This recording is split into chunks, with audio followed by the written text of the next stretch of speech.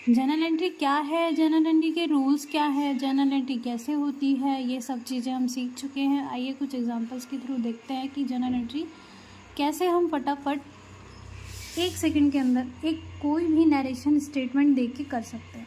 जैसे कि हमने सीखा था, एसेट्स और सभी एक्सपेंस डेबिट होंगे जब वो बढ़ रहे होंगे, क्रेडिट होंगे जब वो घट रहे होंगे। Liability, asset and capital, liability, income and capital जब भी डेबिट होंगे तो वो कम हो रहे होंगे, और जब ज़्यादा हो रहे होंगे तो उसको हमें क्रेडिट करना होगा। रूल्स अप्लाई करके देखते हैं कि इनकी एंट्रीज कैसे बनेगी। Started business with cash ₹50,000। Business start हुआ है, कैश जा रहे हैं, कैश आ रहा है, और कैपिटल के रूप में कोई भी जो बिजनेस का फंड होता है वो बिजनेस में लगा हुआ, वो कैपिटल कहा जाता है उसे। कैपिटल जा रही है, हमारी तरफ से कैपिटल जा रही है, एक बिजनेस में कैपिटल जा रही है और कैश आ रहा है बिजनेस में कैश आ रहा है। हम किसी भी बिजनेस की साइड से हम जो भी एंट्रीज करते हैं वो ऑलवेज बिजनेस की साइड से देखकर करते हैं। तो बिजनेस में कैश आ रहा है 50,000। Started business with cash 50,000, business start हो रहा है 50,000 से, तो cash account debit to capital account, ये इसकी जनरल एंट्री बनेगी। And being business started with cash, this is the narration of this journal entry. Journal entry के लिए नरेशन उसे कहते हैं, लाइक इन सिंगल लाइन में, शॉर्ट वर्ड में कि क्या हो रहा है, वो उसको एक टैग लाइन दे देना, being business started with cash. ये एंट्री क्यों बनी? Being business started with cash, business start हो रहा है विद कैश, तो ये एंट्री बनी। आइए नेक्स्ट देखते हैं, परचेज्ड गुड्स फॉर कैश ₹10,000। आ क्या रहा है? परचेज हो रही है, गुड्स आ रहे हैं, परचेज अकाउंट डेबिट होगा, यानी कि परचेज गुड्स आ रहे हैं। एसेट आ रहा है, बढ़ रहा है, डेबिट हो जाएगा। परचेज अकाउंट डेबिट 10,000, और बाय हमने थ्रू किसके खरीदा है? कैश के। कैश जा रहा है, हमारा कैश जा रहा है, तो उसके लिए हम क्या कर देंगे entry? To cash 10,000। Asset, cash एक एसेट है, कैश जा रहा है यानी कि कम हो रहा है, then it will be credit. Journal entry बनेगी purchase account debit 10,000 to cash account 10,000, and इसकी नरेशन बनेगी being goods purchase for cash. आइए देखते हैं नेक्स्ट एंट्री क्या होगी। Purchase goods on credit from Ram ₹8,000। अब यहाँ कोई पेमेंट नहीं हुई है, एक पर्सन से क्रेडिट लिया गया है। क्रेडिट पे राम से 8,000 रुपये लिए गए हैं, तो राम का अकाउंट हमें बैलेंस दिखाना होगा अपने पास, अपने अकाउंट में, अपने लेजर्स में हमें राम का बैलेंस दिखाना होगा। तो इसीलिए हम इसमें क्रेडिट कैश ऐसा कुछ यूज़ ना करके हम यूज़ करेंगे राम अकाउंट। एंड परचेज हो रहा है तो परचेज अकाउंट। परचेज कितने का हो रहा है? 8,000 का। पेमेंट नहीं हुई है, इसीलिए हम कैश की जगह ओनली राम अकाउंट करेंगे। इससे हमारे लेजर्स में राम का बैलेंस 8,000 ऑटोमेटिकली दिखा देगा। देन जब भी हम उसे पेमेंट कर रहे होंगे तो हमें करना होगा पेमेंट के लिए entry Ram account debit to cash account, तो उससे हमारी राम का बैलेंस नील हमें उसमें दिख जाएगा। नरेशन इसकी बनती है being good purchase on credit from Ram, credit पे राम से गुड्स परचेज किए गए हैं। याद रखिएगा, परचेज अकाउंट ऑलवेज डेबिट में रहेगा and sales account always credit में रहेगा। चाहे आप किसी भी टाइप की कोई भी एंट्री कर दें, ये आप नॉर्मली देख सकते हैं, सब में ये रहेगा। कुछ भी परचेज हो रहा होगा that will be always debit, and कुछ भी सेल हो रहा होगा that always be credit. Next entry देखते हैं, सोल्ड गुड्स फॉर कैश 12,000 रुपये। सेल्स अकाउंट ऑलवेज हमारा क्रेडिट होता है, उसे क्रेडिट में ले लेंगे। कैश हमारे पास आ रहा है क्योंकि हमने इतना सामान बेचा है, सिंपल है, कैश बढ़ रहा है हमारे पास, तो that will be debit, cash account debit to sales account. ये हमारी एंट्री बन जाएगी being goods sold for cash, यानी कि गुड्स सेल हो रहे हैं कैश पर। आइए अब हम देखते हैं fifth entry, sold goods on credit to Shyam 7,000 rupees. अब इसमें सोल्ड गुड्स बेचे गए हैं क्रेडिट पर श्याम को, यानी कि उधार पर बेचे गए हैं, तो इसमें कैश का कोई लेन देन नहीं हुआ है। तो श्याम का अकाउंट जो कि रहेगा वो हमारे डेटर में शो होगा, यानी कि डेबिट साइड में।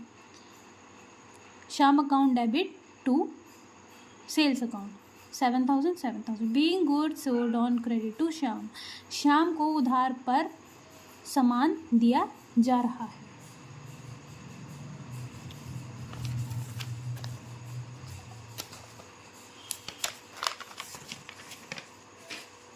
आइए नेक्स्ट एंट्री देखते हैं।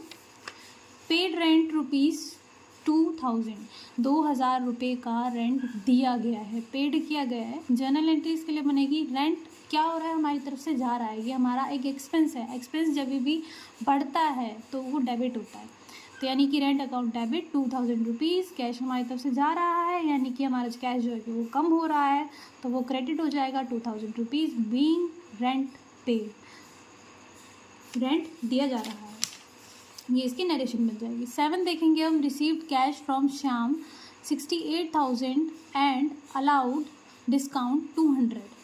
अब ये डबल एंट्री हम देखेंगे, डबल जनरल एंट्री। इस एंट्री को जब हम करेंगे उसे डबल जनरल एंट्री कहते हैं। अब सिंगल एंट्री और डबल एंट्री ये हम आगे वाली वीडियो में पढ़ेंगे, बट शॉर्ट में मैं आपको बता देती हूँ। सिंगल एंट्री इस टाइप की होती है जिसमें कि 2 ही अकाउंट्स के बारे में हम रीड करते हैं, जो कि एक डेबिट हो जाता है, एक क्रेडिट हो जाता है। यानी पर जो डबल जनरल एंट्री है उसमें हमेशा कोई 2 अकाउंट डेबिट हो रहे होंगे जो कि एक क्रेडिट के वैल्यू के बराबर होंगे, या तो 2 अकाउंट क्रेडिट हो रहे होंगे जो कि डेबिट की एक एंट्री के वैल्यू के बराबर हो। इस टाइप की एंट्री को डबल एंट्री कहते हैं। रिसीव्ड कैश, कैश आ रहा है, कैश डेबिट हो जाएगा, ये हमने एक देख ली। फ्रॉम श्याम, श्याम का इसमें नहीं आएगा क्योंकि हमारे पास कैश आ चुका है श्याम की तरफ से, तो कैश हमारे पास आ रहा है, हम कैश की बात करेंगे। श्याम ₹68,000, अब कैश हमारे पास 68,000 आ चुका है, 6800 सॉरी, एंड अलाउड डिस्काउंट 200 का हमने उसे डिस्काउंट दिया है, यानी कि हमने उसे कोई सामान दिया होगा। अब सामान हमने एग्जैक्ट बताया नहीं है कि सेल हुआ है, यहाँ पे क्या हुआ है, सेल भी हो सकता है, हमारा पुराना पैसा भी हो सकता है। तो आ किसकी तरफ से रहा है, पैसा आ किसकी तरफ से रहा है, ये हमारे एक पर्सन की तरफ से आ रहा है, तो हम एक पर्सन के अकाउंट को क्रेडिट कर देंगे। पैसा आ रहा है, डिस्काउंट आ रहा है, श्याम अकाउंट 7,000 जो कि शाम को देने थे, उसमें उसने हमें कैश 6800 दिए हैं एंड डिस्काउंट 200 हमने उसे दिया है, अलाउड हमने किया है। रिसीव्ड कैश इतना किया है 7,000 उसे देने थे, दोनों इक्वल हो चुके हैं 7,000। Being cash received and discount allowed, being cash receive हो रहा है एंड डिस्काउंट अलाउड हो रहा है, ये इसकी नरेशन मिल जाएगी। आगे देखते हैं। Paid cash to Ram 7,800 and receive discount 200, same हो गई ये, बट उस कंडीशन में हमने रिसीव किया था, इसमें हम पेड कर रहे हैं। पेड यानी कि हमारा डेब्टर कौन हुआ, राम को हम दे रहे हैं 8,000 रुपीज़, टोटल 8,000 रुपीज़ राम के पास हमारे तरफ से जाने थे, ठीक है, राम के पास जाने थे, एंड पेड हमने उसे किए हैं 7,800 रुपीज़, यानी कि टू कैश हमारी तरफ से जा रहा है, तो कितना हो गया, क्रेडिट हो जाएगा 7,800। Paid cash to Ram account हो जाएगा 8,000 डेबिट एंड कैश हो जाएगा ₹7,800। और डिस्काउंट रिसीव्ड हमारी इनकम है, इनकम जब भी बढ़ती है तो क्रेडिट होती है, वो क्रेडिट में आ जाएगी 200। डिस्काउंट रिसीव्ड एक हमारी इनकम है, क्योंकि ये हमारे पास एक आय है जो बढ़ रही है, चाहे वो हमारे किसी सामान में से कम हो रहा है, वो हमारी इनकम में आएगी, ठीक है। नेक्स्ट देखते हैं, इसकी नरेशन बनेगी being payment made and discount received, discount मिला है और पेमेंट दी जा रही है। 9 देखेंगे, purchase furniture 5,000 rupees for office use.